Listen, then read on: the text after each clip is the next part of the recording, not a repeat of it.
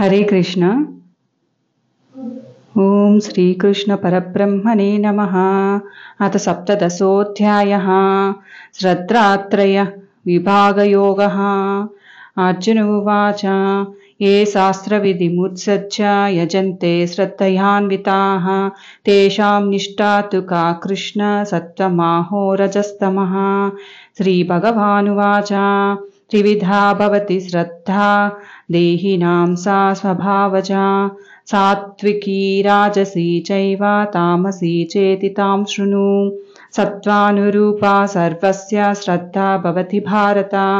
श्रद्धामयोऽयं पुरुषो यो यच्चत्र स एव सः। यजन्ते सात्विका देवान् यक्षरक्षांसि राजसाः प्रेतान् भूतगणांश्चान्ये यजन्ते तामसा जनाः।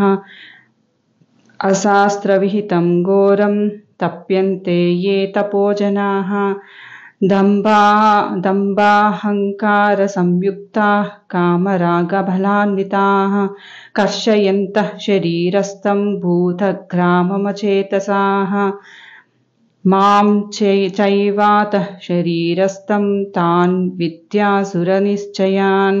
आहारस्त्वपि सर्वस्य त्रिविधो भवति प्रियः यज्ञस्तपस्तथा दानं तेषां भेदमिमं शृणु।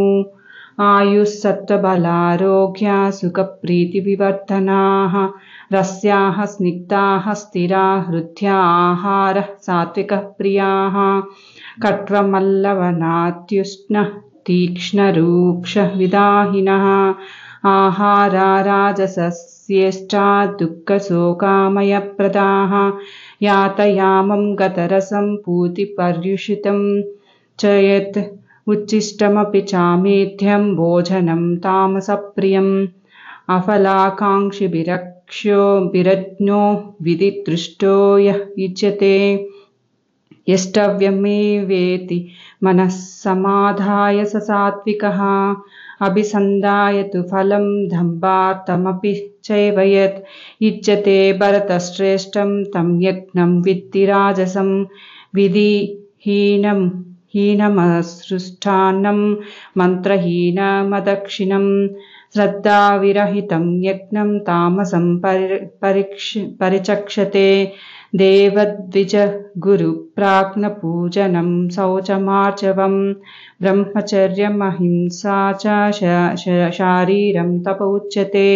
अनुद्वेगकरं वाक्यं सत्यं प्रियहितं च यत् स्वाध्यायाभ्यसनं चैव वाङ्मयं तप उच्यते। मनः प्रसादः सौम्यत्वं मौनमात्मविनिग्रहः भावसंशुद्धिरेत्यतपो मानसमुच्यते। श्रद्धया परया तप्तं तपस्तत्त्रिविधं नरैः अफलाकाङ्क्षिभिर्युक्तैः सात्विकं परिचक्षते। सत्कारमानपूजार्थं तपोदम्भेन चैव यत् क्रियते तदिह प्रोक्तं राजसं चलमध्रुवं। मूढग्राहेणात्मनो यत्पीडाय क्रियते तपः पर्यस्योत्सादनार्थं वा तत्तामसमुदाहृतं। दातव्यमिति यद्दानं दीयतेनुपकारिणे देशे काले च पात्रे च तद्दानं सात्विकं स्मृतं। यत्तु प्रत्युपकारार्थं फलमुद्दिश्य वा पुनः दीयते च परिक्लिष्टं तद्दानं राजसं स्मृतम्। आदेशकाले युद्धानाम् अपात्रेभ्यश्च दीयते असत्कृतमवज्ञातं तत्तामसमुदाहृतम्। ॐ तत्सदिति निर्देशो ब्रह्मणः त्रिविधः स्मृतः। ब्रह्माणास्तेव वेदाश्च यज्ञाश्च विहिताः पुरा तस्मादोमित्युदाहृत्य यज्ञदानतपः क्रियाः प्रवर्तन्ते विधानोक्ताः सततं ब्रह्मवादिनां। तदित्यनभिसन्धाय फलं यज्ञतपः क्रियः दानक्रियाश्च विविधाः क्रियन्ते मोक्षकाङ्क्षिभिः।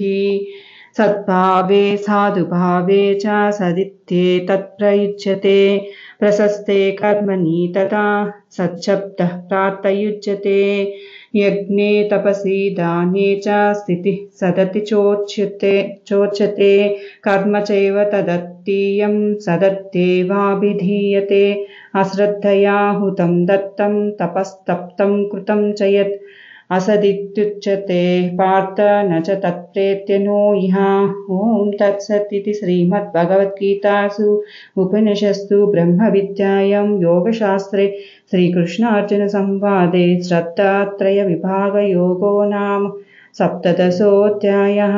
हरिः ओं तत्सत्।